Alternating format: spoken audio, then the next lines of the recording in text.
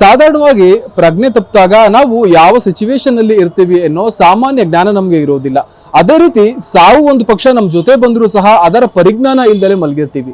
ಇವತ್ತಿನ ಈ ಕೇಸ್ನಲ್ಲೂ ಅದೇ ರೀತಿ ಆಗಿದೆ ಅಂತ ಹೇಳಿದ್ರೆ ನಿಮ್ಗೆ ಆಶ್ಚರ್ಯ ಆಗಬಹುದು. ಹೌದು, ಈ ಒಂದು ಕೇಸ್ ನಡೆದಿರೋದು ಅಥವಾ ಈ ಒಂದು ಘಟನೆ ನಡೆದಿರೋದು ರಾಮಮೂರ್ತಿ ನಗರದ ಏನು ಸುಬ್ರಹ್ಮಣ್ಯ ಲೇಔಟ್ ಇದೆ ಆ ಒಂದು ಮನೆಯಲ್ಲಿ ಈ ಘಟನೆ ನಡೆದಿದೆ.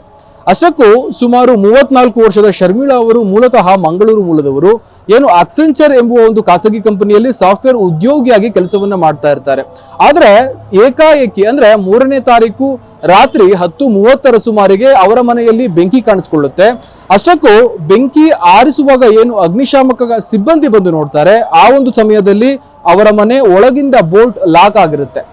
ಅಂದ್ರೆ ಏನು ಶರ್ಮಿಳಾ ಅವರು ಮಲಗಿಕೊಳ್ಳುವ ಸಂದರ್ಭದಲ್ಲಿ ಏನಾದ್ರೂ ಬೇಕು ಅಂತಲೇ ಏನೊಂದು ಲಾಕ್ ಅನ್ನ ಹಾಕಿಕೊಂಡು ಯಾವ್ದಾದ್ರೂ ಸೂಸೈಡ್ ಮಾಡಿಕೊಳ್ಳುವ ಪ್ರಯತ್ನವನ್ನ ಮಾಡಿದ್ರ ಎನ್ನುವ ಅನುಮಾನ ಒಂದ್ ಕಡೆ. ಆದ್ರೆ ಇಷ್ಟೊಂದು ಬೆಂಕಿ ಅನಾಹುತ ಆಗಿ ಅಲ್ಲಿರುವ ಕರ್ಟನ್ಗಳು ಸುಟ್ಟೋಗಿ, ಅದೇ ರೀತಿ ಏನು ಪೀಠೋಪಕರಣಗಳು ಇರುತ್ತೆ ಮರದ್ದು ಅದು ಸಹ ಸುಟ್ಟೋಗಿರುತ್ತೆ. ಇಷ್ಟೆಲ್ಲ ಆದರೂ ಏನೊಂದು ಆ ಒಂದು ಹೊಗೆಯ ಸಫೋಕೇಶನ್ ನಲ್ಲಿ ಸೇರಿಕೊಂಡು ಅವರು ಪ್ರಜ್ಞೆ ತಪ್ಪಿ ಬಿದ್ದು ನಂತರ ಆ ಒಂದು ಹೊಗೆ ಅವರ ಸಾವಿಗೆ ಕಾರಣ ಆಯ್ತಾ ಅನ್ನೋ ಒಂದು ಏನು ಯೋಚನೆ ಅಥವಾ ಶಂಕೆ ಇಲ್ಲಿ ವ್ಯಕ್ತವಾಗ್ತಾ ಇದೆ. ತದನಂತರದಲ್ಲಿ ಏನು 3ನೇ ತಾರೀಕು 10:30 ಬೆಂಕಿ ಬೀಳುತ್ತೆ.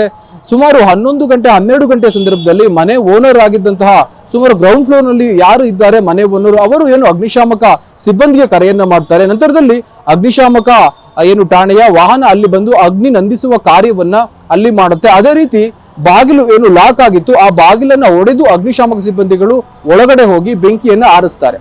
ಆದರೆ ಯಾವಾಗ ಏನು ಶರ್ಮಿಳಾ ಅವರನ್ನ ನೋಡ್ತಾರೆ ಅಲ್ಲಿ ಅವರು ಸಫೋಕೇಶನ್ ನಿಂದ ನರಳಿ ಪ್ರಾಣ ಬಿಟ್ಟಿರುವ ಶಂಕೆ ವ್ಯಕ್ತವಾಗ್ತಾ ಇದೆ.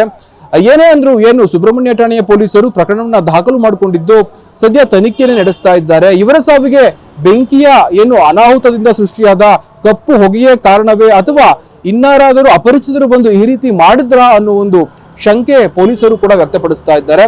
ಎಷ್ಟೇ ಆದ್ರೂ ಸತ್ಯಾಸತ್ಯತೆ ತನಿಖೆಯ ನಂತರವೇ ಬಯಲಿಗೆ ಬರಬೇಕಿದೆ. ಕ್ಯಾಮರಾ ಪರ್ಸನ್ ರವಿ ಜೊತೆ Girish Vasishtha, guarantee news, Bengaluru. Guarantee news, ಸುದ್ದಿ ಖಚಿತ, ನ್ಯಾಯ ನಿಶ್ಚಿತ.